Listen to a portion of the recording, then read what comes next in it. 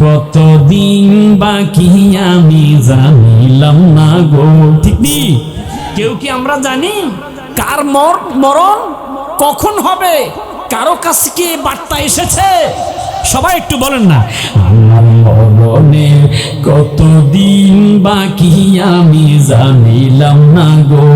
আল্লাহ মরণের কতদিন বাকি, মরণের কতদিন আমি জানিলাম না গো। আল্লাহ মরণের কতদিন বাকি। এ বন্ধুরে আমার গভীর মনোযোগ, কিছুক্ষণ পরে একদল ফেরেশতা আকাশ থেকে আসবে। নাজালা ইলাস সামাইল মালাইকাতু সুদুল উজুহ। একদল ফেরেশতা আকাশ থেকে আসবে। আল্লাহর নবী বলেছে সুদুল উজুহ, ওই ফেরেশতাদের চেহারা থাকবে কালো। আল্লাহু আকবার বল না। বন্ধুরা আমার, ফেরেশতাদের চেহারাটা বড় ভয়ঙ্কর কালো থাকবে। চিন্তা করেন ওই সময়টা কত ভয়ঙ্কর। বলেছে কবর আযাব। আমি বলবো কবর আযাব তো পরে, দুনিয়া থেকে যাওয়ার পথে কিন্তু আযাব শুরু হয়ে যাবে। আল্লাহু আকবার বল না। একে তো মৃত্যুর যন্ত্রণা, রোগের যন্ত্রণা। যে মানুষগুলো বিছনায় পড়ে গেছে তারা বুঝে রে দুনিয়ার হায়াতের সুস্থতা যে কি নিয়ামত। কথা কোন ঠিক না বেঠিক? সুস্থ থাকতে ইবাদত করে না, আর বিছনায় পড়ে যখন ডাকে আল্লাহ আল্লাহ আল্লাহ আল্লাহ আল্লাহ আল্লাহ, সারা বছর ইবাদত করে না, মৃত্যুর সময় হলে আল্লাহকে ডাকে। এরকম মানুষ আছে না নাই? ওই কালো রঙের ফেরেশতাগুলো আল্লাহর নবী বলেছে মাহুমুল মুসু, তাদের সাথে থাকবে শক্ত শক্ত দুর্গন্ধময় চট চট চট। আমরা যেরকম সালার চট চিনি, কথা কোন ঠিক নেই, তার চাইতে আরো শক্ত শক্ত দুর্গন্ধময় চট নিয়ে আসবে। দুর্গন্ধ ওই চটগুলো থাকবে। নাউজুবিল্লাহ। কোন আরেকটু জোরে জোরে করব নাউজুবিল্লাহ। মৃত্যু থেকে কবর পর্যন্ত কবরের আযাব যে কি ভয়ঙ্কর, ধারাবাহিক আলোচনাগুলো শোনেন বন্ধুরা আমার। আমরা অনেকে জানি না, মনে করি আমাদের সামনে মানুষটার মরণ হয়ে গেছে, মরণের পরে আর কি হবে সেটা আর আমরা চিন্তাও করতে চাই না। এই কারণে মানুষ পাপ করে, নামাজ ছেড়ে দেয়, রোজা ছেড়ে দেয়, মানুষ গুনাহের কাজ বেশি বেশি করে। কথা কোন ঠিক না বেঠিক? আল্লাহ রাসূল বলেছে উম্মত কিছুক্ষণ পরে এবার সুম্মা ইয়াজিউ মালাকুল মাউত, আজরাইল আসবে। ওই মুমূর্ষ পাপিষ্ট লোকটার কাছে আজরাইল আসবে। এসে আজরাইল কোথায় বসবে এটা জানার দরকার আছে না নাই? আজরাইল এসে হাত্তা ইয়াজলিসা ইনদা রাসিহি, চিৎকার দিয়ে কন্যা আল্লাহু আকবার। চিন্তা করো রে মন কই যাইবারে, বলেন না, চিন্তা করো রে মন কই যাইবারে।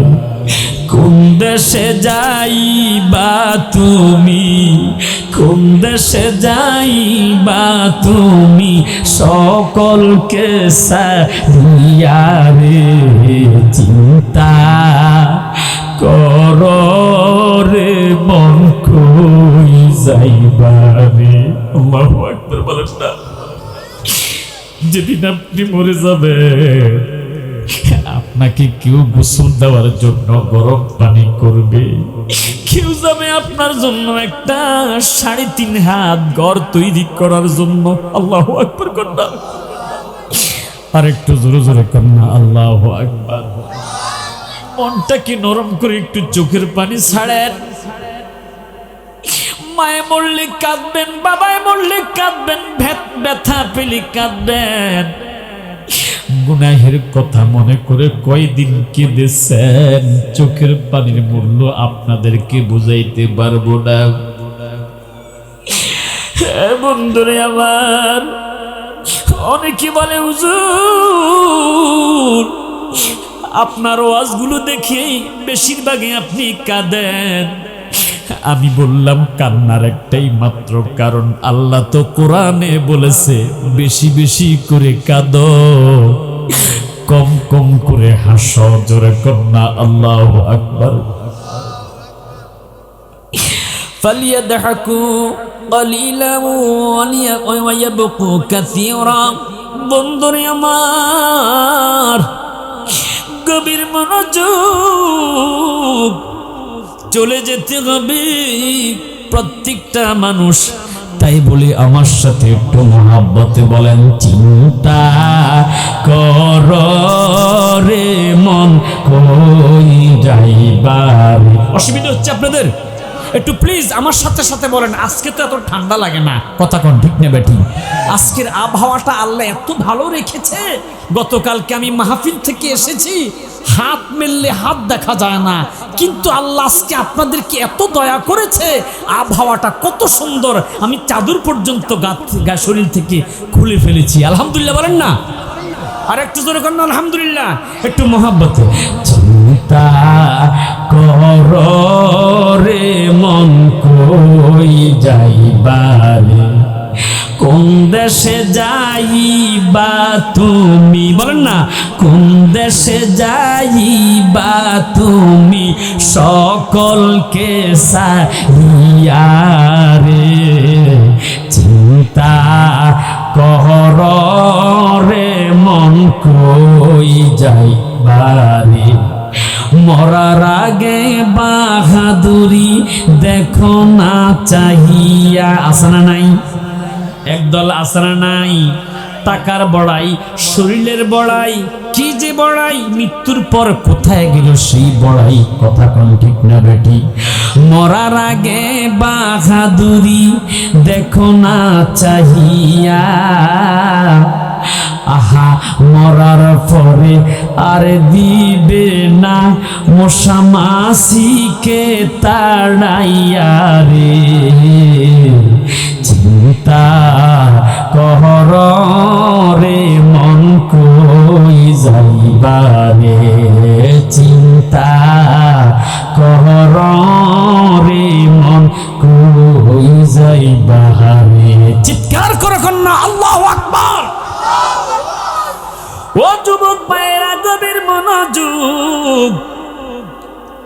এরপর সুম্মাইয়া জিউ মালাকুল মাউত, ওই পাপিষ্ঠ লোকের কাছে আজরাইল আসবে।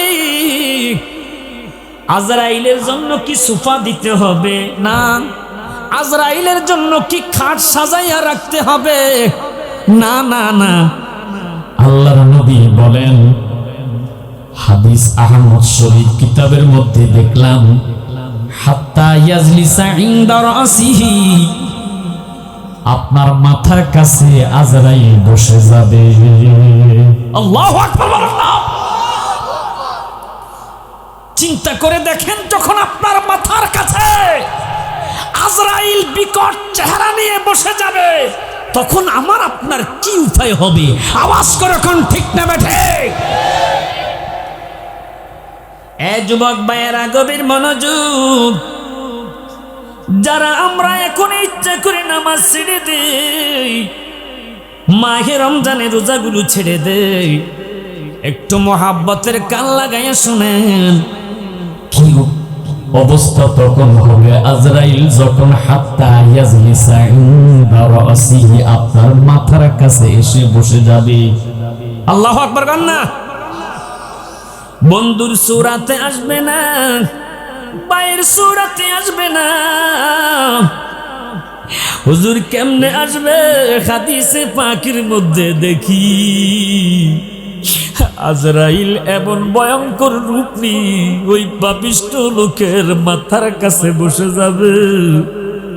জমিনের মধ্যে পা, মাথা মনে হয় যেন আকাশের মধ্যে, বিশাল বড় বড় দাঁত, বিশাল বড় বড় লাল চক্ষু। মানুষটার মাথার কাছে বসে বসে দমক দিতে থাকবে, ফায়াকুলু বলতে থাকবে, আইয়াতুহান নাফসুল খাবিসাতু খুরুজি ইলা সাখাতি মিনাল্লাহ, ও পাপিষ্ঠ আত্মা তুমি দেহ থেকে বের হও। ধমক দিতে থাকবে, এই পাপিষ্ঠ দেহ তুমি দেহ থেকে বের হও। তখন ওই পাপিষ্ঠ লোকটা থরথর থরথর করে কাঁপতে থাকবে। আল্লাহু আকবার বলেন। চোখগুলো বড় বড় করে একদিকে তাকিয়ে থাকবে। আপনি ডাকবেন, আব্বা, বাবা, আমার দিকে তাকান, আমার দিকে তাকান। আপনার বাবা আপনার দিকে তাকাইবে না, একদিকে তাকিয়ে থাকবে চোখগুলো বড় বড় করে। কেন? কারণ আজরাইলকে সে দেখতেছে, আপনি কিন্তু দেখেন না। কি যে ভয়াবহ চিৎকার দিয়ে কন্যা আল্লাহু আকবার, আর একটু জোরে জোরে কন্যা আল্লাহু আকবার। বন্ধুরা আমার, ওই মানুষটা আজরাইলকে দেখে তার রগগুলো তখনই ঠাস ঠাস করে ছিঁড়ে যাবে। চিৎকার করে কন্যা আল্লাহু আকবার। হাদিসে পাকে দেখেছি, এবার এত জোরে আজরাইল তার রূহ ধরে টান দিলে রে, তখন মানুষটা চোখ উল্টে যাবে মৃত্যুর যন্ত্রণায়। পায়খানা প্রস্রাব পর্যন্ত অনেক মানুষ করে দেয়। কি যে ভয়াবহ কষ্ট। আর সাথে সাথে কান্নার রোল পড়ে যাবে। আপনার কন্যাকে স্বামীর বাড়ি থেকে আসার জন্য আপনার ছেলে ফোন দিবে, বলবে আব্বা তো চলে গেছে, আব্বা কথা কয় না, আসো আব্বাকে চির বিদায় দিতে হবে। প্রতিবেশী কেউ যাবে আপনাদের উপজেলা বাজারের মধ্যে কাফনের কাপড় আনতে, কেউ যাবে বাঁশ কাটতে, কেউ যাবে কবর খনন করতে, কেউ যাবে গরম পানি করতে। কথা কোন ঠিক না বেঠি? যারাই তোমার ছিল আপন, সবাই বলেন, যারাই তোমার ছিল আপন তারাই তোমাকে পড়াবে কাফন। ঠিক না বেঠি? আপনার পোশাক খুলে ফেলবে, কাফনের কাপড় পরানোর জন্য আপন জনেরা। সবাই বলেন, যারাই তোমার ছিল আপন তারাই তোমারে পড়াবে কাফন। সবাই মিলে করবে দাফন, সঙ্গে কেউ যাবে না। আল্লাহুম্মা সাল্লি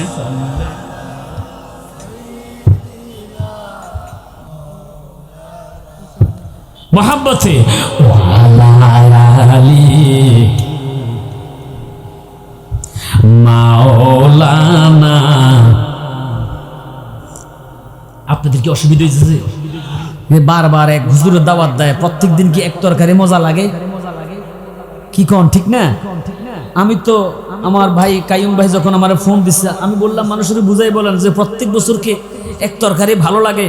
না হুজুর, আপনার এলাকার মানুষ ভালোবাসে রাসূলের জন্য, কোরআনের জন্য। কথা কন ঠিক না বেঠি? আমি ব্যক্তিকে নয় কোরআনকে, আমি ব্যক্তিকে নয় নবীর হাদিসকে, আমি ব্যক্তিকে নয় দ্বীনের খাতিরে আলেমকে মোহাব্বত করেন। আওয়াজ করে কোন ঠিক না বেঠি? কষ্ট হচ্ছে না তো বাবা? আর একটু চলবে?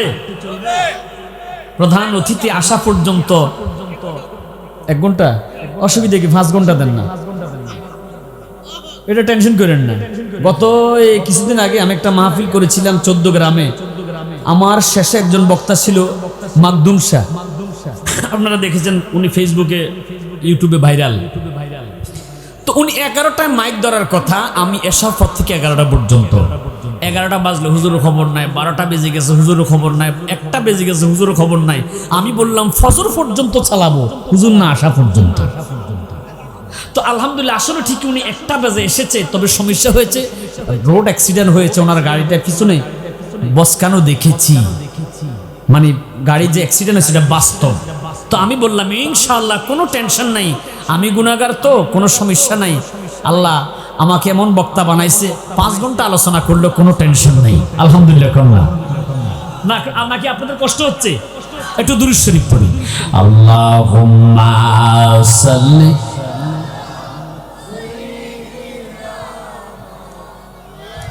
মাশাআল্লাহ ওয়া আলা আলি সাইয়্যিদিনা মুহাব্বত বলি আল্লাহুম্মা সাল্লি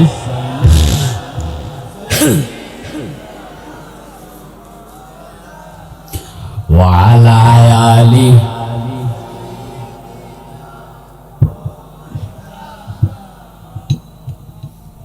তো মৃত্যুর পর ঘরে রাখবে না, জ্বর হোক, বৃষ্টি হোক, টানা বৃষ্টি হোক, কবরের মধ্যে হাঁটু পর্যন্ত পানি উঠে গেছে, সাজাইয়া খেয়ে আলমারিতে রেখে দিবেন নাকি? কি করবেন? আমার বন্ধুরা গভীর মনোযোগ, বাস্তব কথা বলতেছি। আমার পাশের ঘরে আমার একজন চাচা শহীদুর রহমান সাহেব, উনি ঘুমিয়ে গেছে এশার নামাজ আদায় করে। ওনার অভ্যাস ছিল ফজরের নামাজের পরে চা খেত, নাস্তা খেত। ওনার ছেলের স্ত্রীরা, ছেলের বউয়েরা চা বানাইয়া নাস্তা নিয়ে ওনার কাছে এসেছে। শ্বশুর আব্বা বলে ডাকতেছে, আব্বা ওঠেন, চা এনেছি। ওঠে না, 1 বার 2 বার 3 বার হাঁটু সোজা করে শুয়ে আছে। ধাক্কা দিল, কিরে আব্বা শরীরটা কেন শক্ত?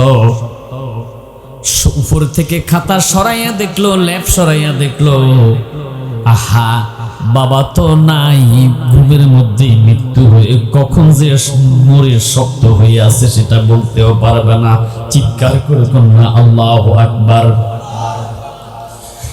এই দুনিয়াতে আসার নিয়ম আছে, যাওয়ার কোনো সিস্টেম নাই, নিয়ম নাই। বন্ধুরে আমার, বুখারী মুসলিম শরীফের হাদিসে এসেছে, এরপর যখন ওই মানুষটাকে ইন্নাল আবদা, আল্লাহর ওই বান্দাকে উদিয়া ফি কবরিহি, তার কবরের মধ্যে রাখার জন্য তাকে কাফনের কাপড় পরাইবে, তাকে কাফনের কাপড় পরাইয়া সুন্দর করে প্যাকেট করবে। পুরুষের জন্য 3 কাপড়, মহিলার জন্য কয় কাপড়? আওয়াজের নমুনা কি কম বেশ নাকি? সবাই বলেন না, মহিলার জন্য কয়টা? আল্লাহু আকবার বলেন। এ বন্ধুরে আমার গভীর মনোযোগ, এরপর তাকে কবরের মধ্যে যখন শোয়াইবে, জানাজার নামাজ কমপ্লিট করে, আপনাদের এলাকায় দোয়া আছে না নাই? আলহামদুলিল্লাহ। আবার অনেক জায়গার মধ্যে দোয়া নাই, কথা কোন ঠিক নেই। আল্লাহ রাসূল বলেছেন, ইদা সাল্লাইতুম আলাল মাইয়িতি ফা আখলিসু লাহু দুআ। সুবহানাল্লাহ কন্না। সহিহ হাদিস, মুসলিম শরীফে হাদিসটা এসেছে। আমার কোন উম্মত যখন মৃত্যুবরণ করে, ফা আখলিসু লাহু দুআ, জানাজার নামাজ শেষ করে দাফনের আগে তোমরা তার জন্য দোয়া কইরো। আমার বন্ধুরা দোয়া কমপ্লিট করে খাটটা কাদের মধ্যে নিয়ে যখন কবরের দিকে নিয়ে রওনা করবে, ওই মানুষটা এত জোরে চিৎকার দেয়, আমার এত কষ্টের বাড়ি, এত কষ্টের সাধনার সম্পদ রেখে তোমরা আমাকে কই নিয়ে যাচ্ছ? আমি কবরে যাব না, কবরে যাব না। যতই চিৎকার করে কাঁদুক না কেন, আপনারা বলেন আমরা কি শুনতে পাই? মিশকাত শরীফের মধ্যে এসেছে, ওই মানুষটা শুনবে না, কিন্তু কত পশু পাখি সব কিছু শুনে আল্লাহু আকবার, আল্লাহু আকবার। আর একটু জোরে জোরে কন্যা আল্লাহু আকবার। আহা, তিনজনে ধরে তাকে কবরের মধ্যে নামাইবে, শোয়াইবে আর বলবে বিসমিল্লাহি ওয়া আলা মিল্লাতি রাসূলিল্লাহ। কথা কোন ঠিক না ঠিক? দুনিয়াতে যে যেই দল করেন না কেন, আপনাকে দলের নাম নিয়ে কবরের মধ্যে রাখবে না। আজকে দলের জন্য একজন আর একজনকে মেরে ফেলে, কথা কোন ঠিক নেই, কিন্তু এই দলের নাম নিয়ে কবরের মধ্যে রাখবে না। তবে আমরা দোয়া করি। আবার সাহেব মনে করেন না হুজুর রাজনীতি করে কিনা। তিনবারের প্রধানমন্ত্রী ছিল মরহুমা বেগম খালেদা জিয়া, তিনি মৃত্যুবরণ করেছে। আমরা মুসলমান হিসাবে তার জন্য দোয়া করি, আল্লাহ তাকে জান্নাতবাসী করে। জোরে কর না আমিন। এখন যারা আওয়ামী লীগ করেন রাগ করতেছেন নাকি যে হুজুর বদদোয়া দিতে পারলো না? না না না, এটা করা যাবে না। মুসলমান হিসাবে দোয়ার দায়িত্ব আছে না নাই? কথা বলেন আছে না নাই? আমার বন্ধুরা, কোন দলের নেত্রীর নাম নিবে না, শোয়াইবে। সবাই বলেন না বিসমিল্লাহি ওয়া আলা মিল্লাতি রাসূলিল্লাহ। চিৎকার দিয়ে দিয়ে কন্যা আল্লাহু আকবার। কবরের মধ্যে যখন তাকে রাখবে, বাঁশের কঞ্চিগুলো দিবে, তারপর কবরের মধ্যে মাটি দিবে। মিনহা খালাকনাকুম ওয়া ফিহা নুঈদুকুম ওয়া মিনহা নুখরিজুকুম। সবাই বলেন না তাওরাতান উখরা। চিৎকার দিয়ে দিয়ে কন্যা আল্লাহু আকবার। এই মাটি দিয়ে তোমাকে সৃষ্টি করা হয়েছে এবং মাটির মধ্যে তোমাকে রাখা হচ্ছে। বলেন তো, মাটির মধ্যে যেদিন আপনাকে রাখবে, 1 মাস কিংবা 2 মাস পর আপনার কবরটা খনন করলে আপনার দেহটা খুঁজে পাওয়া যাবে না, হাড্ডি পড়ে আছে। আল্লাহু আকবার। একদিন অথবা 2 দিন কবরের মধ্যে আপনার পেটটা ফুলে যাবে, নাক দিয়ে পোকা ঢুকবে রে, চোখের মধ্যে পিপিলিকা কামড়াইবে। আল্লাহু আকবার। এই মাটির দেহ মাটি খাবে, কিসের বড়াই তা দিয়ে। কথা কোন ঠিক না বেটি? এই রূপ লাবণ্য দন দৌলত, বলেন রূপ লাবণ্য দন দৌলত, কি লাভ হবে তা দিয়ে। মাটির দেহ মাটি খাবে, কিসের বড়াই তা দিয়ে। চিৎকার দিয়ে কন্যা আল্লাহু আকবার। এ যুবক ভাইরা, একটু মনটা নরম করেন। যুবকদের কত দাম! মুসলিম শরীফের হাদিসে পেয়েছি, যুবকরে ওয়াশাবান নাশাবা বিইবাদাতি রাব্বিহি, তুমি যদি যৌবন অবস্থায় আল্লাহর ইবাদত করো, কিয়ামতের ময়দানে আল্লাহ পাক রব্বুল আলামিন ইয়াউমা লা জিল্লা ইল্লা জিল্লুহু, তোমাকে আরশে আযমের ছায়ার নিচে রাখবে। আল্লাহ তোমার জন্য জান্নাত সুন্দরভাবে তৈরি করে রেখেছে। ও যুবক ভাইরে, গভীর মনোযোগ। ওই মানুষটা মনে করবে 3 জন বুঝি আমার কবরের মধ্যে থাকবে। মাটিগুলো দিতে দিতে দিতে দিতে মাটি চাপা দেওয়া শেষ। মানুষগুলো যখন কবর থেকে উঠে যাবে, সে বুঝতে পারবে রে, আমি বুঝি একা একা কবরের মধ্যে থাকতে হবে। আরেকটু জোরে কন্যা আল্লাহু আকবার। কুল ইন্নাল মাউতাল্লাযী তাফিরুনা মিনহু ফাইন্নাহু মুলাকীকুম। প্রত্যেকটা মানুষ আজরাইলের সাথে মোলাকাত করতে হবে। আল্লাহর কোরআন চিৎকার করে কন্যা ঠিক না বেঠিক? আমার বন্ধুরে, সব মানুষগুলো যখন আপনাকে দাফন দিয়া একে একে একে একে সবাই বিদায় নিয়ে চলে যাবে, আতানি দুইজন ফেরেশতা, মালাকানে দুইজন ফেরেশতা আপনার কাছে আসার আগেই প্রথমে একজন ফেরেশতা আসবে যার নাম রুম্মান ফেরেশতা। বুখারী মুসলিম শরীফের হাদিস। এসে আপনাকে কবরের মধ্যে বসাইবে। এরপর দুইজন ফেরেশতা আসবে আপনার কবরের মধ্যে, এসেই প্রশ্ন করবে, বলো বলো বলো, মার রাব্বুকা, তোমার রবকে? আমার বন্ধুরে, তিরমিজিতে একখানা হাদিস পেয়েছি, মা আয়েশা সিদ্দিকা রাদিয়াল্লাহু তাআলা আনহু বলে, একদিন আমি নবীজিকে কবরের বিষয়ে আলোচনা করতে দেখেছি। যে নবী যখন কবরের বিষয়ে আলোচনা করতেছে তখন সাহাবীরা মাটির মধ্যে গড়াইয়া গড়াইয়া কাঁদতেছে। চিৎকার দিয়ে কন্যা আল্লাহু আকবার। আমি কিছুই বুঝতেছি না, সাহাবীরা কেন কবর মাটির মধ্যে গড়াইয়া গড়াইয়া কাঁদতেছে। নবীর আলোচনা যখন শেষ, একজন সাহাবীকে ডাক দিলাম, ও বাবা এদিকে আসো মাগো। কেন?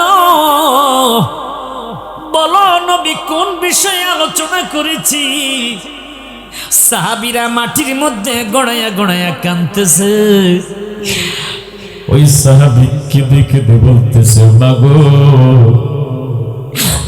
নবীজি বলেছে কোন মানুষকে কবরের মধ্যে শোয়া যখন মুনকির নাকির প্রশ্ন করে গো মার রাব্বুকা, তখন শয়তান তার কবরের মধ্যে হাজির হয়ে ওয়ায়ুশিরু ইলা নাফসিহি, নিজের দিকে দেখায়া দিবে আমি তোর খোদা।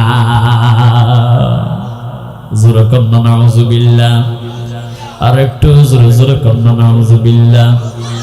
আমাদের প্রভুকে দিনে রাইতে তোমার বান্দার কলবে যেন পাই।